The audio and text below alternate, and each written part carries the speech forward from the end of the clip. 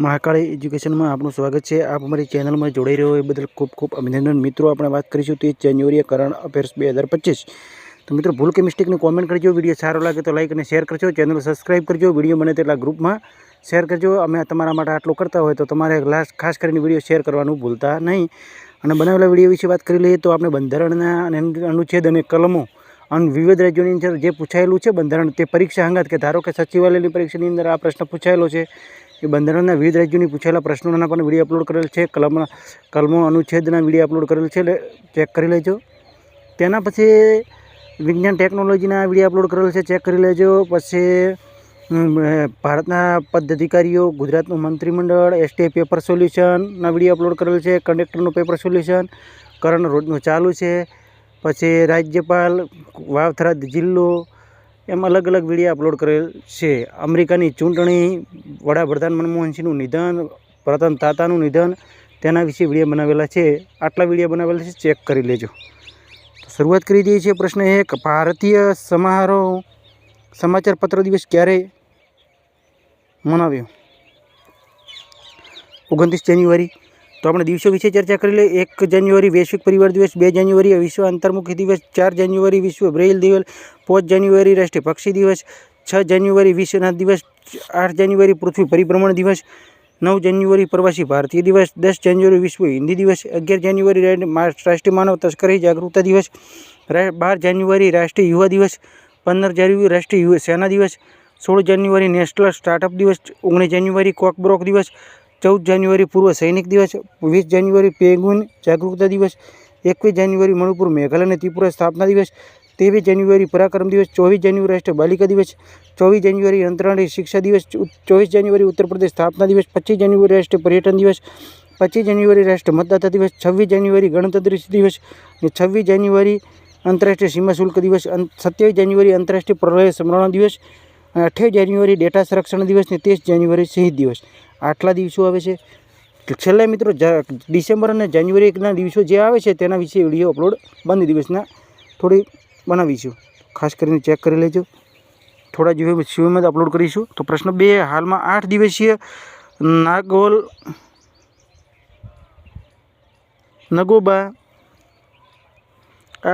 નગોબા યાત્રા મેળાનું ક્યાં શરૂ થયો? તો તેલંગાણામાં આદિવાસી આલિજાબાદ જિલ્લામાં કેસલપુરા ગામમાં આખી રાત નાગોબા યાત્રા શરૂ થઈ। 8 દિવસની યાત્રામાં મેસરામ કલાન આદિવાસી ગોળ સમુદાયનું મહાન પર્વ બનાવવામાં આવે છે અને આ દેશોનો બીજો સૌથી મોટો જનજાતિ આદિવાસી મેળો છે। તો આપણે તેલંગાણાનું કેપિટલ છે હૈદરાબાદ, CM છે રેવંતા રેડ્ડી, જિલ્લા રાજ્યપાલ છે જિષ્ણુદેવ વર્મા, ગૃહમંત્રી અમિત શાહે હૈદરાબાદમાં શૂટિંગ રેન્જની આધારશિલા મૂકી। વિશ્વ તેલુગુ સંમેલન, વર્લ્ડ તેલુગુ કોન્ફરન્સ 2025 રાજા મહેન્દ્રવરમ શરૂ થયો। રાયથુ ભરોસો યોજના, તેલંગાણા રાજ્ય સરકાર ખેડૂતોને હવે દર વર્ષે પ્રતિ એકરે 10,000ની જગ્યાએ 12,000 રૂપિયાની સહાયતા કરશે। તેલંગાણા સરકાર સાવિત્રીબાઈ ફૂલેની જન્મજયંતિએ 3 જાન્યુઆરીની મહિલા શિક્ષક દિવસ મનાવ્યો। ભારતીય સેના હૈદરાબાદમાં અપની સેના કો જાનો મેળાનું આયોજન થયું। વર્ષ 2024માં તેલંગાણા અપરાધ 22% વધારો થયો। તેલંગાણા સરકારે ઇન્દિરા આવાસ યોજનાનું પ્રથમ ચરણ શરૂ કર્યું। Kawal tiger reserve, Amrabad tiger reserve, Kasu Brahmananda Reddy national park, Mahavir Harina Vanasthali national park અને મૃગાવળી નેશનલ પાર્ક આવેલા છે। તેલંગાણાની અંદર નેશનલ પાર્કો આવેલા છે। તો પ્રશ્ન 3, હાલમાં ઈસરો બીજી પેઢીને નેવિગેશન સેટેલાઇટ NVS-2નું સફળતાનું પૂર્વક પ્રક્ષેપણ કર્યું? તો આંધ્રપ્રદેશનું કેપિટલ છે અમરાવતી અને CM છે ચંદ્રબાબુ નાયડુ। તો વિશે થોડી ચર્ચા કરી લઈએ। તો આંધ્રપ્રદેશના રાજ્યપાલ જસ્ટિસ અબ્દુલ નજીર કે વિજયનંદન આંધ્રપ્રદેશના નવા મુખ્ય સચિવ બન્યા। આંધ્રપ્રદેશ સરકારે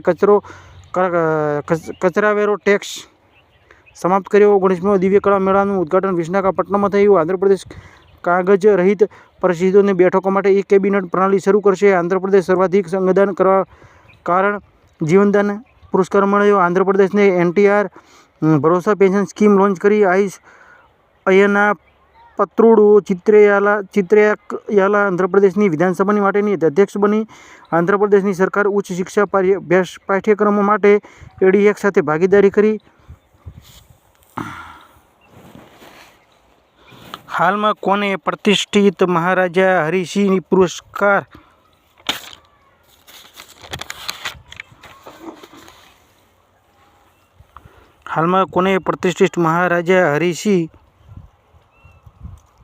પુરસ્કાર થી સન્માનિત કરવામાં આવ્યા? તો મનોજ સિન્હા. તો ભારત બાયોટેક સંસ્થાપક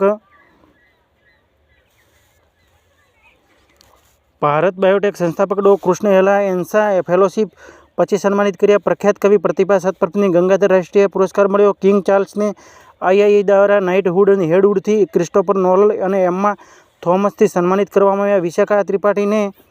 વિશાખા ત્રિપાઠીને એશિયા પેસિફિક વેક્યુલર સોસાયટી દ્વારા લાઇફટાઇમ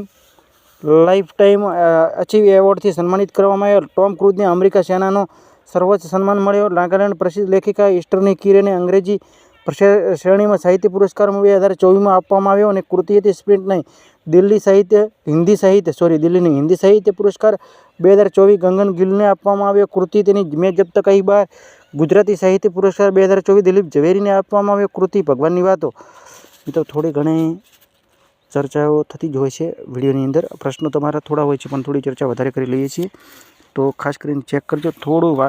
પ્રશ્ન 5, હાલમાં રાષ્ટ્રીય પેરા એથ્લેટિક્સ ચેમ્પિયનશિપ 2025 નો લોગો ક્યાં લોન્ચ કરવામાં આવ્યો? તો ચેન્નઈ. પ્રશ્ન 6, હાલમાં WHO કોણે મલેરિયા મુક્ત ઘોષિત કર્યું છે? તો જોર્જિયા. અને WHOનું નામ છે વર્લ્ડ હેલ્થ ઓર્ગેનાઇઝેશન. તો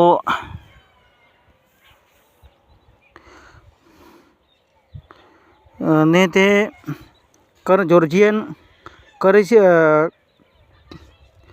જોર્જિયાની કરન્સી છે તે BBC કરન્સી છે જોર્જિયન લારી અને PM છે ઇરાકલી કોબાખિડિચ. આટલું બધું વાકોડવાળો પ્રશ્ન છે એટલે થોડા લખીને તૈયાર રાખજો. પ્રશ્ન 7, હાલમાં કયા રાજ્યમાં સોરેંગ જિલ્લા દેશનો પ્રથમ જૈવિક મત્સ્ય પાલન કેન્દ્ર શરૂ કરવામાં આવ્યું? સિક્કિમ. તો સિક્કિમનું કેપિટલ છે ગંગટોક. સીમા પ્રેમાસિંહ તમાંગ રાજ્યપાલ, તેમાં CM છે, રાજ્યપાલ છે ઓમ પ્રકાશ માથુર. તો થોડી સિક્કિમ વિશે ચર્ચા કરી લઈએ. તો સિક્કિમની ભારતનો પ્રથમ જૈવિક મત્સ્યપાલન ક્લસ્ટર સિક્કમમાં શરૂ કરવામાં આવ્યો. સિક્કમના પર્યટક વાહનો માટે કચરા બેગની લાવવામાં અનિવાર્ય કરવામાં આવ્યું. સિક્કમ ગ્વાલા દિવસ મનાવવામાં આવ્યો. સિક્કમનો બૌદ્ધ તહેવાર સાગા દવા મનાવવામાં આવ્યો. સિક્કમ AI સંચાલિત યાતાયાતના પ્રણાલી શરૂ કરવામાં આવી. સિક્કમમાં ઉચ્ચ ન્યાયાલયના મહિલા કર્મચારીઓને માસિક ધર્મ અવકાશ નીતિ શરૂ કરવામાં આવી. ભારતીય સેના બ્રો સિક્કમને બેલી બ્રિજ પૂરા કરવામાં આવ્યા. પ્રશ્ન 8, હાલમાં અસમના મુખ્યમંત્રીને કયા શહેરમાં રાજ્યની બીજી રાજધાની બનાવવાની ઘોષણા કરી છે? તો ડિબ્રુગઢ. કેપિટલ છે અસમનું દિસપુર. CM છે હેમંતા બિસ્વા શર્મા. રાજ્યપાલ છે લક્ષ્મણ આચાર્ય.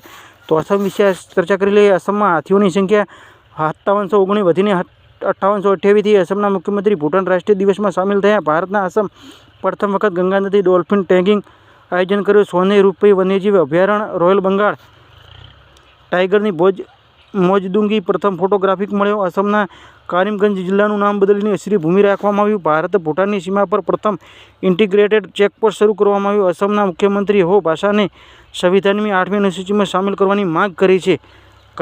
માંગ કરી છે.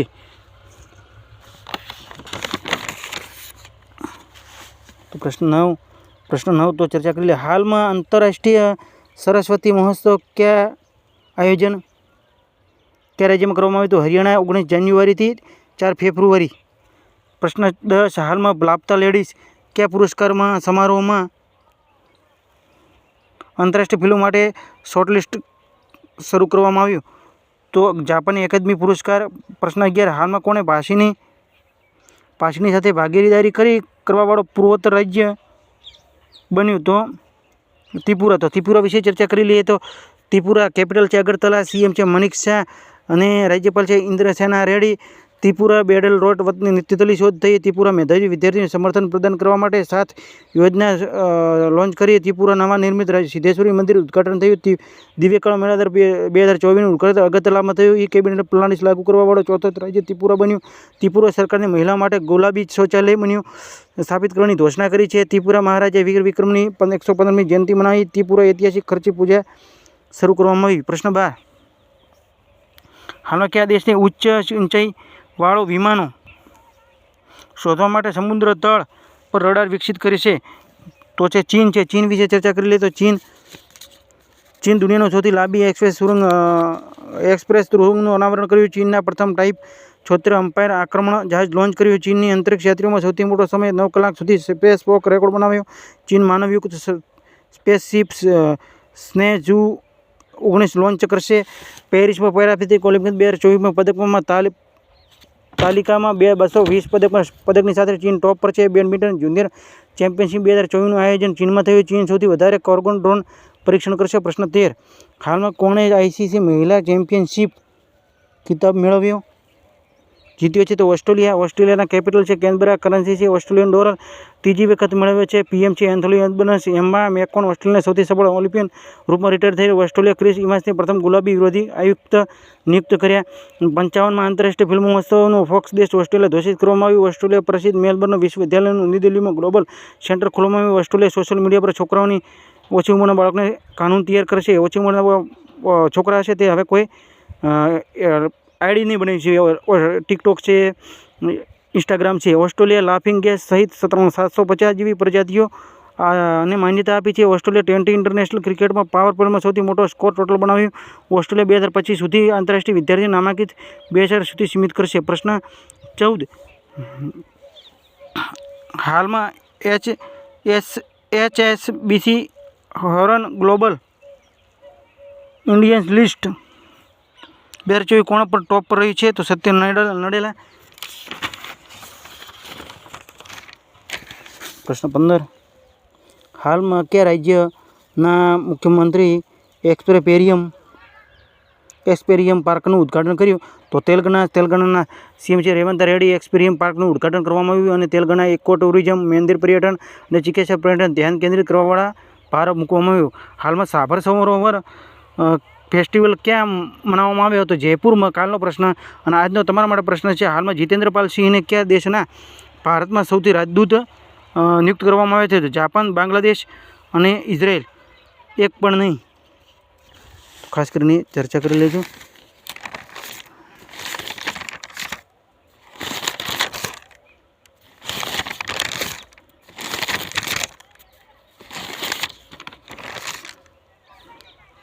તો ચર્ચા કરી લઈએ. ICC emerging men's cricketer of the year award Kamindu મેડિસને જીત્યો. જ્હોન રેડક્લિફ અમેરિકાના ખુફિયા વિભાગના પ્રમુખ બન્યા. મહારાષ્ટ્ર FDA હોમિયોપેથિક ચિકિત્સકોને એલોપેથી દવા લખવાની મંજૂરી આપી. ભારત બાયોટેકના સંસ્થાપક કૃષ્ણ એલાની ઇન્સા ફેલોશિપ 2025માં સન્માનિત કરવામાં. ચીના વૃક્ષોને ડિયોટેક આપવાની પ્રક્રિયા શરૂ. જમ્મુ કાશ્મીર થઈ. કર્ણાટક વિદર્ભને 5મી વખત વિજય ટ્રોફી જીતી.